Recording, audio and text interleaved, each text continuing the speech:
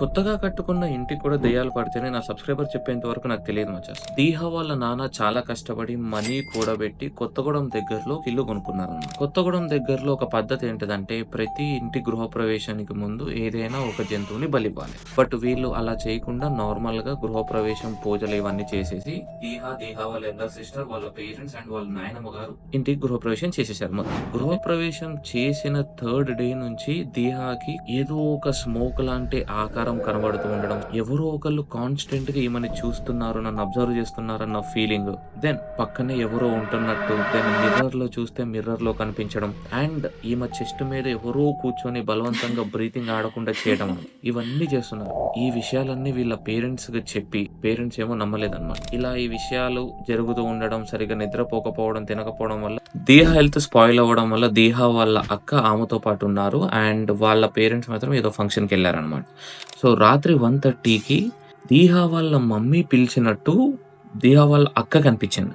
అదేంటి అప్పుడే వచ్చేసారా అనుకొని వెళ్ళి చూస్తే కిచెన్ లో వీళ్ళ మమ్మీ ఉన్నట్టు కనిపించింది అనమాట. ఏంటమ్మా ఎప్పుడు వచ్చారు అని దగ్గరికి వెళ్ళి చూసేసరికి అక్కడ వాళ్ళ అమ్మ లేదు, ఎవరో స్మోక్ లెక్క ఏదో ఉందన్నమాట. చూడంగానే అక్కకి భయం వేసి దీహా దగ్గరకు వచ్చి ఏడుస్తా ఉందన్నమాట.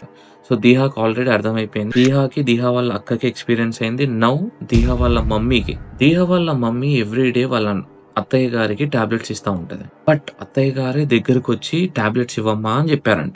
అదేంటి అత్తయ్య గారు నేనే ఇస్తా కదా, మీరు ఎందుకు రావడం, మీ కాలు నొప్పులు అంటే నాకేం నొప్పులు లేవా అని అన్నారండి. ఈమె వీళ్ళ అత్తయ్య గారితో మాట్లాడుతుంది దీహా వాళ్ళమ్మ. వెనకాల నుంచి వీళ్ళ అత్తయ్య గారు, యాక్చువల్ అత్తయ్య గారు వేరే గొంతు వినిపించింది. ఏమని, అమ్మ ఇంకా టాబ్లెట్స్ తీసుకురాలేదు ఏంటమ్మా అని చెప్పేసి. దీహా వాళ్ళ మమ్మీ షాక్. మరి ఇప్పటిదాకా దీహా వాళ్ళ మమ్మీ ఎవరితో మాట్లాడింది? దీహా వాళ్ళ మమ్మీ ఈ విషయాలు ఇంట్లో చెప్పలేదు. సో నేను భయపడటం, జనాలు పిల్లల్ని భయపెట్టడం ఎందుకని. నెక్స్ట్ డే దీహా వాళ్ళ నాన్న బయటికెళ్ళారు.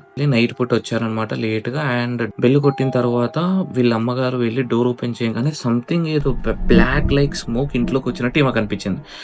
ఆ స్మోక్ ఇంట్లోకి రాగానే వీళ్ళ నాయనమ్మ గారు స్పృహ కింద పడిపోయారనమాట.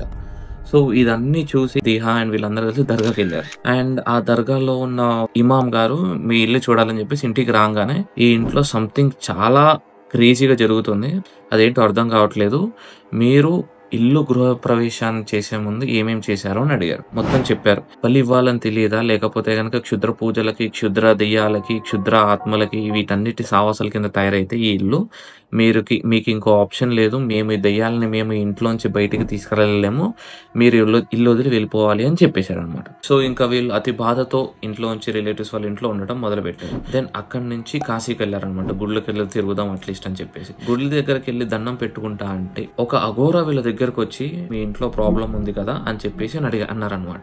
వీళ్ళు ఏమి ప్రాబ్లం చెప్పకుండానే అఘోరా వీళ్ళ దగ్గరికి రాగానే వీళ్ళకి కొంచెం నమ్మకం వచ్చి అఘోరా మీ ఇంటికి తీసుకుపోండి అని అనగానే వీళ్ళు అఘోరాని ట్రైన్లో ఎక్కించుకొని వీళ్ళందరితో పాటు ఇంటికి తీసుకొచ్చి కొత్తగూడెం తీసుకొచ్చి అఘోరా ఇంట్లోకి వెళ్లకుండా నైట్ పూట 11కి పూజ స్టార్ట్ అవుతుంది, ఈ ఐటమ్స్ కావాలని చెప్పారనమాట. మొత్తం ఐటమ్స్ తీసుకొచ్చి నైట్ పూట అఘోరా అక్కడ కూర్చొని వీళ్ళందరూ ఉన్నారు పూజ చేస్తూ మేకని తీసుకొచ్చి మేకని ఈయన నోటితో మేక యొక్క గొంతుని కట్ చేసి ఇంకేదో మంత్రాలు చదువుతూ ఉండగా ఫ్లోర్ పైన సీలింగ్ లోంచి ఒకటి కాదు రెండు కాదు 3 దెయ్యాలు పైనుంచి ఇలా కిందకొచ్చి వీళ్ళ బాటిల్లో స్టోర్ అయిపోయిన అనమాట.